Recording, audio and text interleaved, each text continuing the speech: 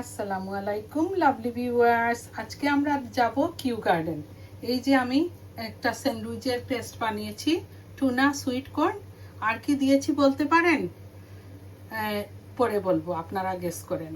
আর এখানে আমি টুনার এই স্যান্ডউইচটা তৈরি করছি। ব্ল্যাক পেপার দিয়েছি অল্প, টেস্ট বেটার আসে। আর সর্বোপরি স্যান্ডউইচটা এভাবে বানিয়ে এভাবে প্যাকেটে করে নিয়েছি। এখন বলে দেই কি ইনগ্রিডিয়েন্টস দিলাম। প্যাকেটে করে নিয়ে নিয়েছি। আর এইদিকে কিছু সমোসাও ভেজে নিয়েছি কিছু সমোসা, ভেজিটেবল সমোসা।